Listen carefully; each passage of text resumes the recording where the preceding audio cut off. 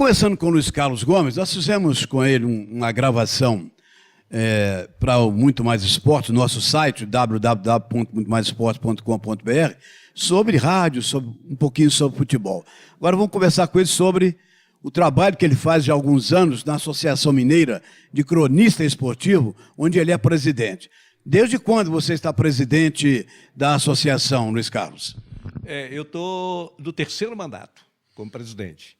Eu vivo em MCE há 25 anos, assim, quase no dia a dia. Eu participei aqui, eu vim pelas mãos do Afonso Alberto, Valdir de Castro, Dirceu Pereira, né? e outros grandes companheiros, Ronan Ramos. Comecei a atuar na MCE como um colaborador, além de associado, né? Que você tem que ser associado para ter a credencial. Comecei a colaborar com a turma que dirigia a MCE e fui ficando. Aí me colocaram como secretário, como tesoureiro, como diretor de patrimônio, como diretor de social, como vice-presidente, até que chegou um ponto que me apresentaram aqui para ser candidato a presidente e, obviamente, eu aceitei, fui eleito de forma unânime, né, e já vai para o terceiro mandato. Quando eu comecei na MCE, a MCE tinha uma situação muito difícil, muito complicada. Essa entidade ela tem 78 anos. Né? Grandes nomes do jornalismo esportivo de Minas Gerais passaram pela MCE, dirigindo a MCE. A MCE teve uma fase muito boa antes do meu período, nos tempos dos anos 50, anos 60, e depois entrou numa situação complicada, né? E quase que a MCE acaba, quase que ela é extinta, por muitas dívidas, coisas que acontecem, né? Então nós juntamos uma turma, encabeçada na época pelo Valdir de Castro, já citei aqui, o Dirceu Pereira, o Edson Batista, o Ronaldo Luiz, e alguns outros companheiros. É difícil, a gente acaba esquecendo um ou outro nome, já peço desculpa desde já. Nós juntamos uma turma para salvar a MCE. Nós não viemos dirigir a MCE, entendeu? Ela estava despejada da sua sede. Chamaram o corpo de bombeiro. Estava despejada, estava com o telefone cortado, água cortada, luz cortada, tinha um clube que faliu. Verdade. Aí a gente juntou uma turminha, e é uma história muito interessante, porque não tinha dinheiro para nada.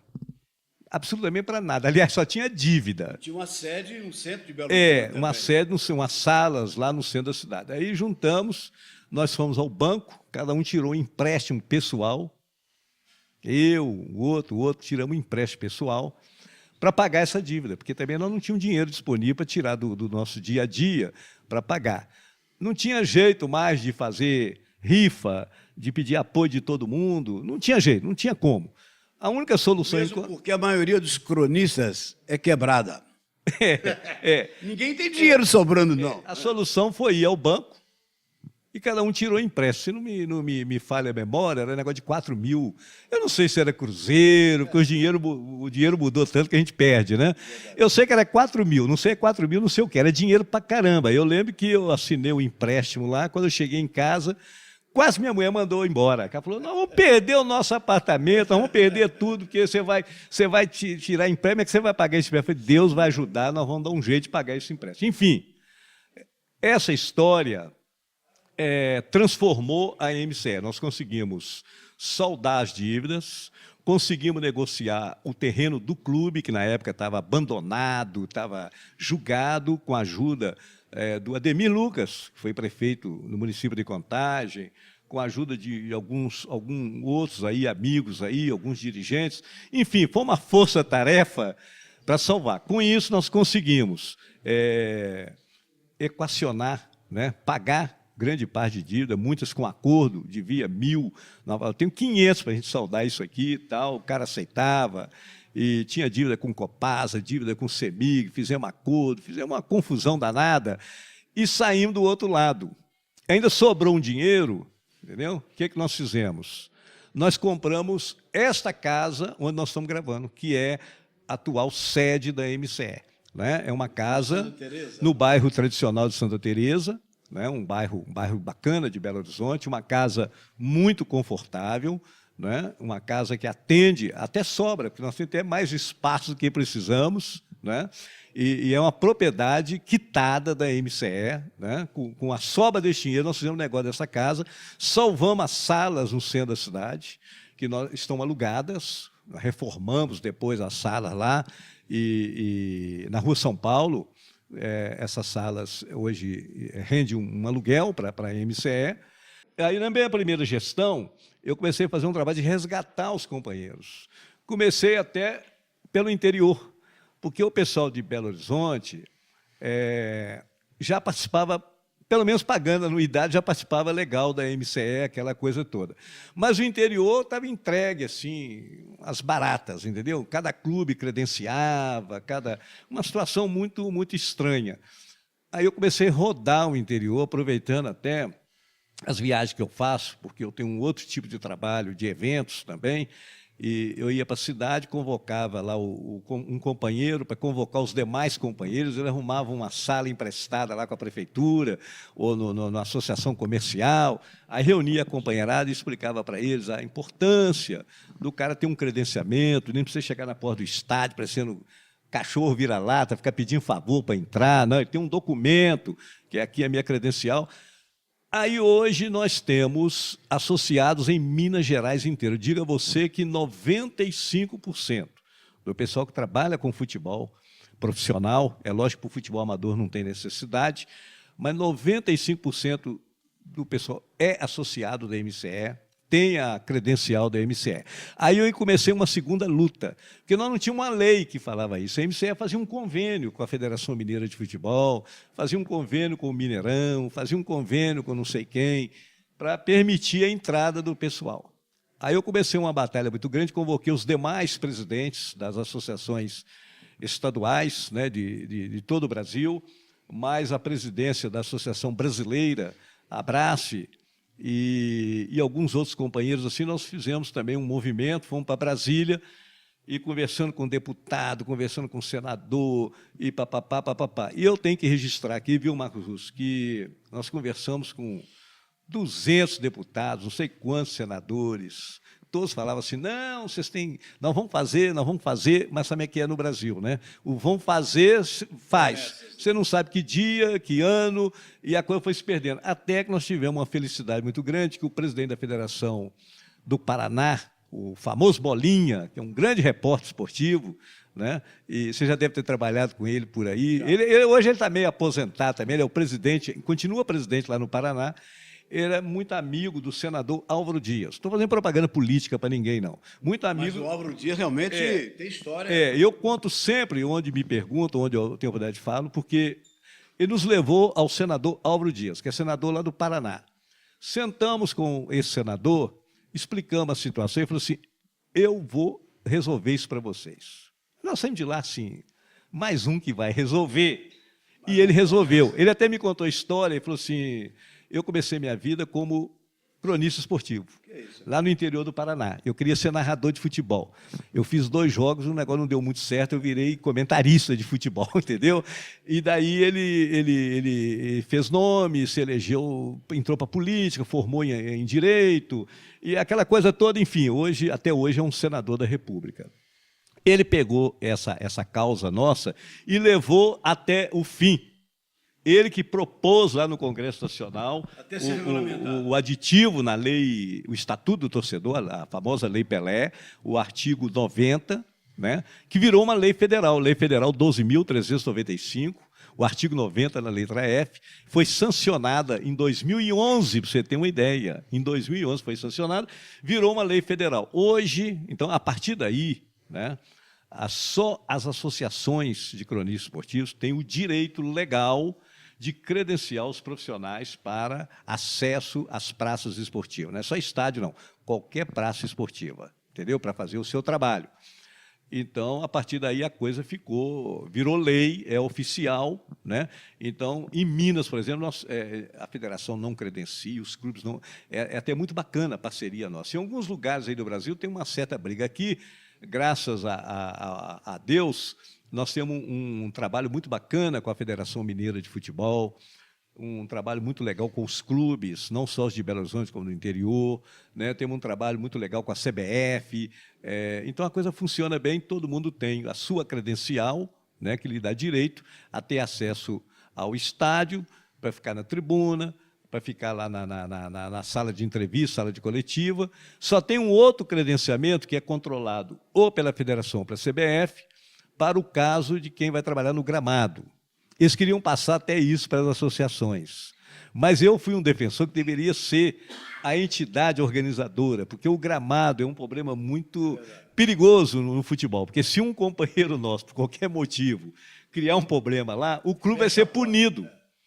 Não, e fecha a porta também para os cronistas. Eu falei, não, gramado, quem manda no gramado não é o juiz, quem manda não é a federação. Então, ele credencia, recebe o colete para trabalhar no gramado. Então, tudo bem. E a coisa vem funcionando muito bem. A MCE hoje, Marcos Russo, tem uma situação estável, tem um patrimônio legal, não tem uma dívida de espécie nenhuma, né? Tudo em ordem, tudo direitinho, tem contabilidade, tem uma turma maravilhosa que é associada, né? E todo mundo trabalha em paz, né? As dificuldades que nós temos com relação, por exemplo, no antigo Mineirão, tinha uma área de estacionamento, lá cabia 500 carros, todo mundo cheguia.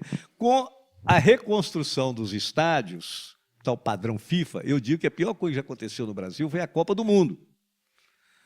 Foi a maior coisa. A Copa do Mundo e a Olimpíada. Isso veio para avacalhar o que estava bom.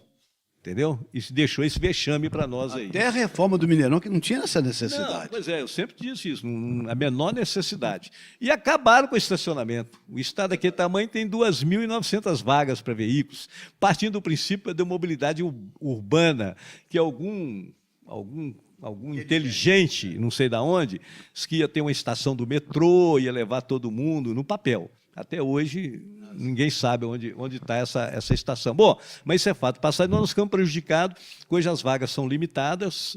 O Independência reconstruíram e aumentaram com um terreno muito pequeno, então o estádio ocupa o terreno todo. Sobra para botar um carrinho de pipoca do lado, entendeu? Então, é muito complicado o lance de estacionamento. Essa é a grande dificuldade e sem solução, porque eu já estive até com o governador do estado, aliás, 3 governadores do estado, para resolver o problema do estacionamento, não conseguimos. 3 governadores, que foi Aécio Neves, Anastasia e... Não, 4.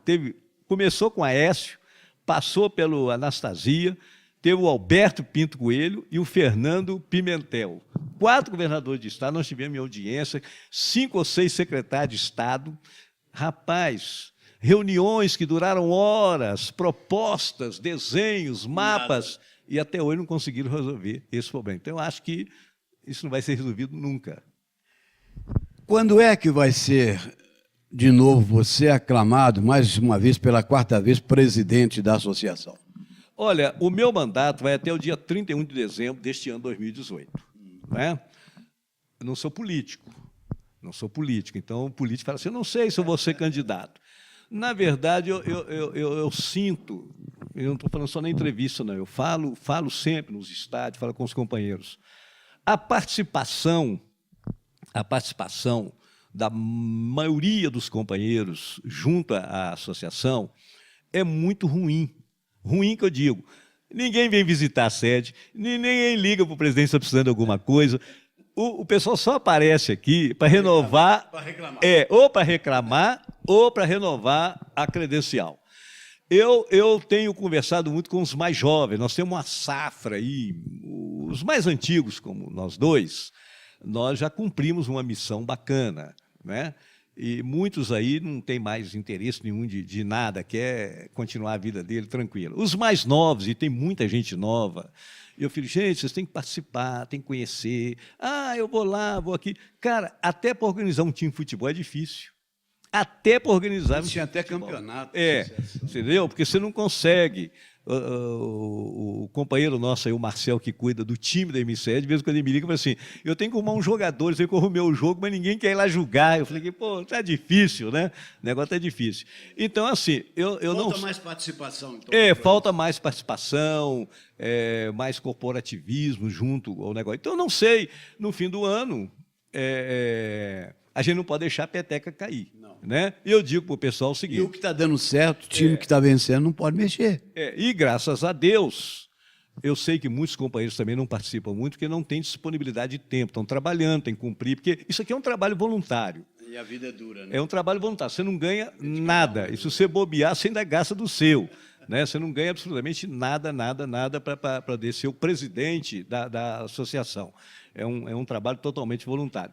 E eu, ô Marcos Russo, apesar de ainda trabalhar muito, eu tenho meu tempo maleável, porque eu dirijo um grupo de emissores de rádio que eu trabalho 24 horas, mas não tenho horário nem para ir lá, nem para sair de lá.